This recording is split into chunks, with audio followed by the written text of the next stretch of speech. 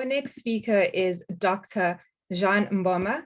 And Dr. Jean Mboma is a Jesuit priest who is currently the Dean of the School of Agriculture at Loyola University of Congo, and he's based in Kinshasa currently.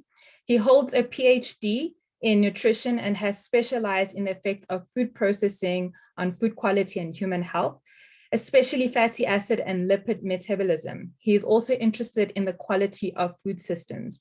I'm looking forward to hearing more from him as he speaks about food production in Africa. Dr. Jean Mboma, the stage is yours.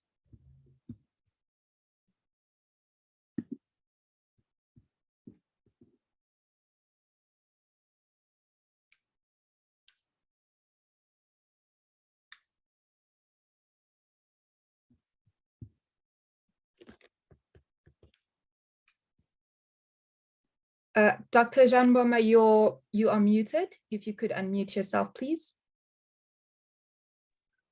Thank you, Ziki. Sorry, I was muted. Yeah. My presentation will build on what has just been said. I'll talk about food production in Africa, and I'll have just 3 parts. I'll start by showing, first of all, the situation of food production in Africa. I'll look at the challenges, and I'll propose some way forward. And when we look at what is shown before us now, we can see that agriculture or food production in Africa is quite a big sector because it's a source of jobs and income for many people. Over 60% of our jobs on this continent from the sector of food production. But again, you see the food production contributes only 25% to the GDP on the continent. And we see one of the reasons is that food production is marked by low productivity, as you can see here on this slide. And it has been shown that the number of undernourished people on the continent have been growing up and still expected to grow from 240 million in 2015 to 320 million in 2025. But at the same time, food production in Africa is really an opportunity, a sector that is really has a lot of opportunity for the continent, as in terms of job, in terms of income, and in terms of food security. And we see here, I think I'm not,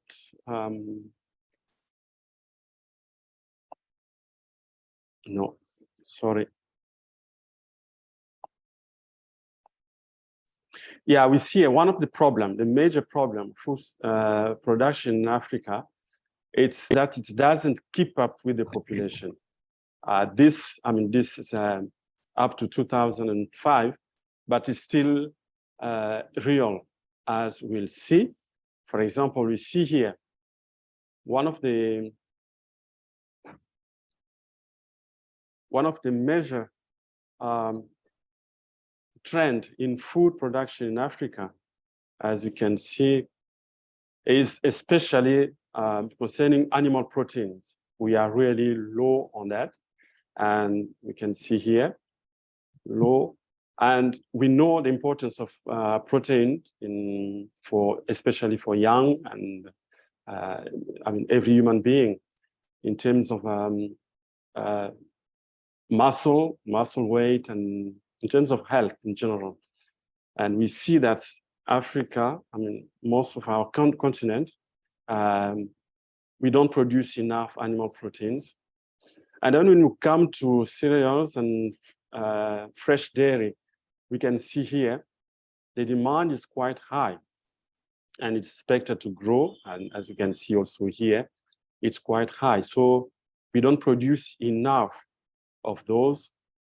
And then when we come at the sources of growth in crop production in Africa, what we have to work on is especially on food productivity, how to increase the yields in our crops. And we see that really that's an area where Africa has to do something. And we come back again in terms of, I just talked about it just a few while ago. Animal proteins are really needed just we know, and we talked just about calorie intake, which energy intake, which is usually used as a mark of undernourishment. But we know that proteins are really important. We'll see, for example, especially in young children, we see that lower protein intake can result in children be prone to infections. And then when they are infected, they take longer time to recover, and then the severity of infection is quite high. So we have, it can have quite long-term effect on children and on the population. We saw it already with Thomas, but it's worth coming back on this. We have on the continent, as a result of this lower food production, 23%, 3.2% of undernourished people on the continent. And that's more around 260.6 million people. That's really something the continent has to deal with.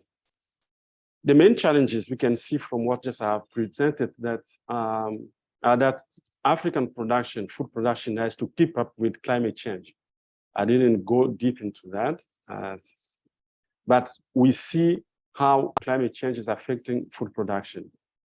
But more importantly, we see that food production has to keep up with population growth, which is quite something, as you can see in the figures here.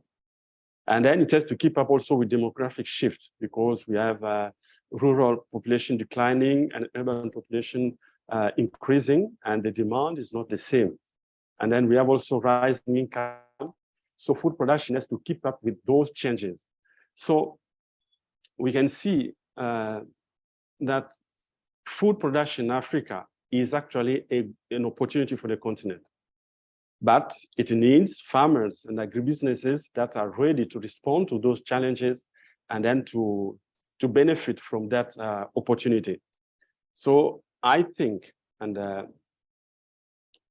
I think that innovation would be really key to food production in Africa, both in terms of academia, research, and public policies, and agribusinesses all have to create new ways of responding to this problem of food production in terms of increasing productivity, diversify the production, create premises, facilities to produce food that is adapted to the demands of the market. So for me, adapting food production to agroecological zones is a must if we want to increase really food production on the continent. Adopt novel approaches to farming. For example, using insect as staple food. We need to adopt novel agricultural methods. We have also to adapt food production to the market. We're just not producing, but we have to adapt the production to the market and, of course, to the consumers. Thank you very much. I think the time is up. Thank you so much for that. And I think that allows us to ask a question or take a question from the audience. I believe Stephen, I will read out his question to for you, Dr. Mboma, sorry. My question to Dr. Jean Mboma: what is your perspective as far as utilization of GMO foods is concerned in African countries? Is it long overdue or still needs more research to address biosafety concerns?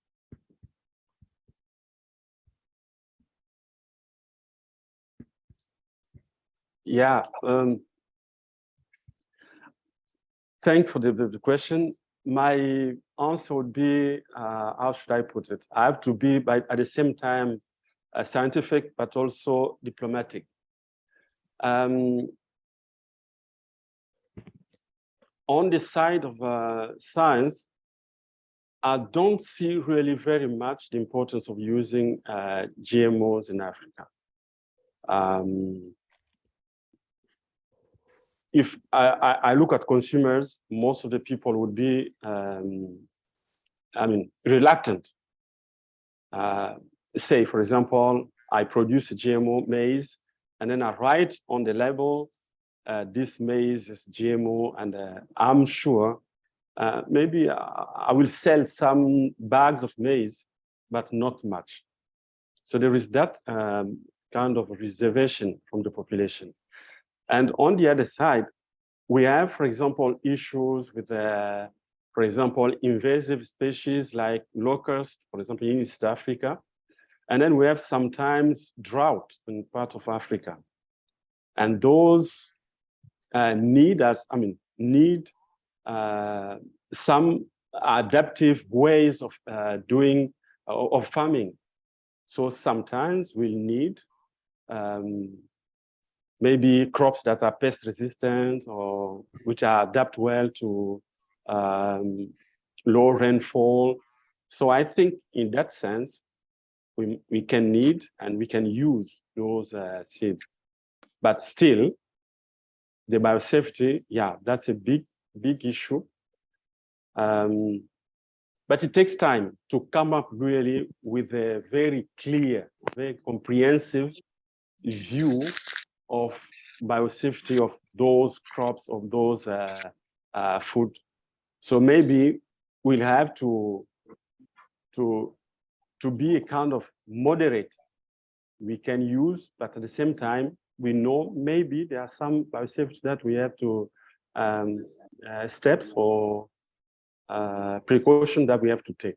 So that would be my answer. Thank you so much, Dr. Mboma.